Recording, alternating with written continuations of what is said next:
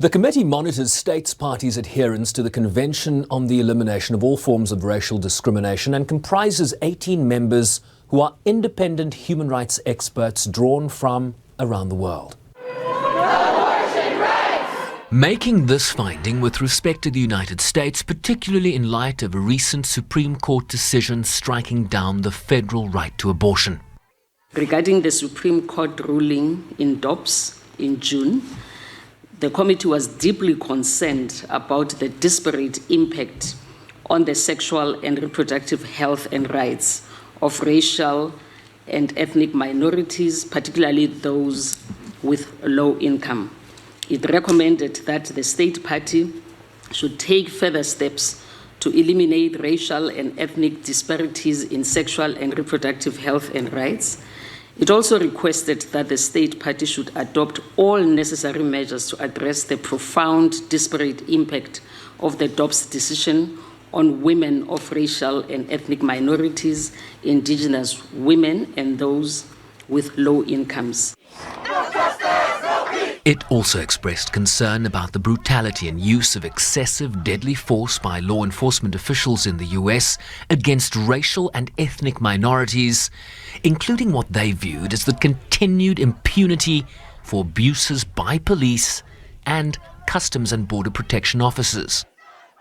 The committee urged the state party to review federal and state legislation regulating the use of legal force by law enforcement officials to ensure that they are in line with international law and standards. It also asked the USA to create or strengthen independent oversight bodies to ensure accountability of law enforcement officials for inappropriate use of force. On Zimbabwe, it called for the National Peace and Reconciliation Commission to fulfill its responsibilities as it relates to the Gukurahundi atrocities of the 1980s.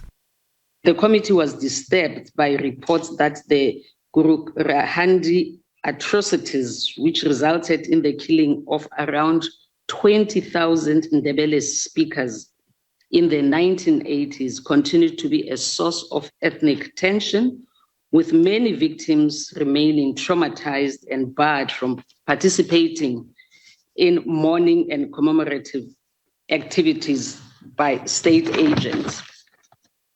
It urged Zimbabwe to take measures to ensure that mourning and commemorative activities can be conducted without restrictions or threats. It also called on the state party to ensure that the National Peace and Reconciliation Commission fulfills its responsibilities to provide a platform for post-conflict public truth-telling. The committee also expressed concern that legislation to protect labour rights and prevent discrimination in Zimbabwe does not explicitly cover the informal sector and domestic work, which it says is dominated by black women who face low wages, poor working conditions and racist dehumanising treatment. Further findings were also made on Azerbaijan, Benin, Nicaragua, Slovakia and Suriname. Sherman Bryce-Pease, SABC News, New York.